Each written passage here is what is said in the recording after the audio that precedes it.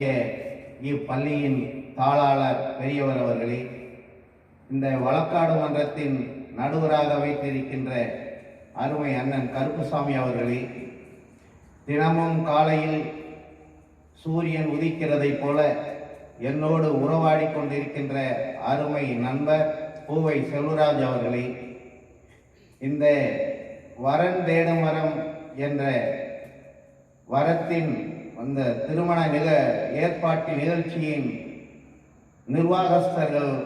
நிர்வாகஸ்தர்களே, இங்கு வந்து அமர்ந்திருக்கின்ற என்னுடைய உறவு முறை மாமன் மைத்துனர் நண்பர்கள் அனைவரையும் இந்த விழாவின் சார்பாக உங்களுக்கு முதற்கண் வணக்கத்தை தெரிவித்துக் கொள்கிறேன்.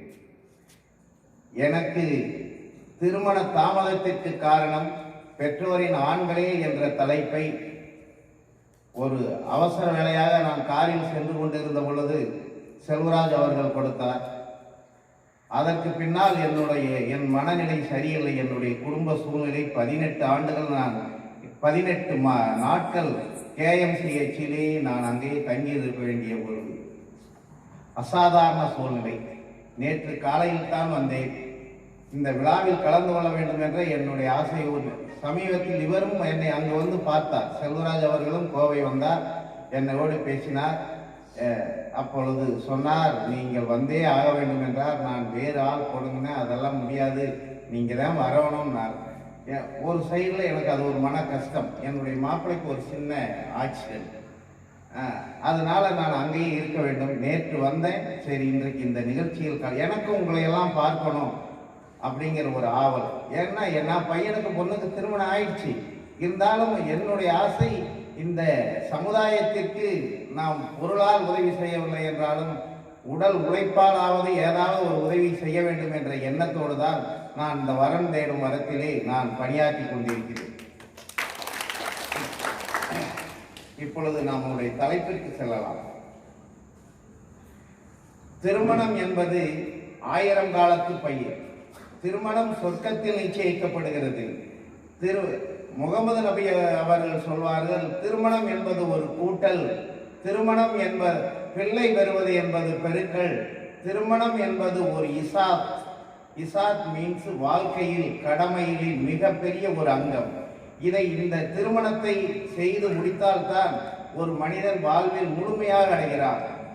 அதற்காக இந்த திருமணத்தை செய்ய வேண்டும் என்று சொல்கிறார்.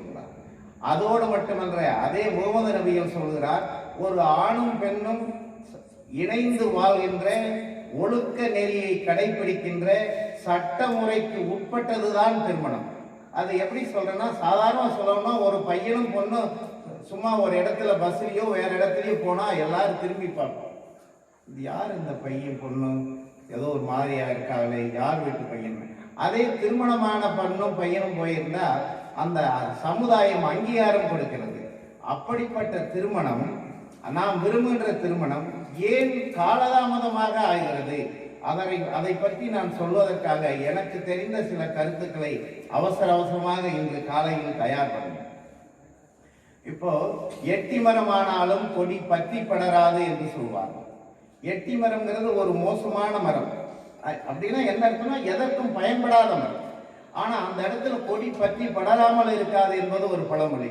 நான் உங்களுக்கு எளிய முறையில் நான் சொல்லாம நினைக்கிறேன். நாம் ஒரு பீர்க்கஞ்செடி நடுறோம், அது முளைக்குது, அது பெருசாகுது, கொடியாயிடுச்சு. நாம் எல்லாமே விவசாய குடும்பத்தை சேர்ந்த கவுண்டர் போயிருக்கோம். அதுக்கு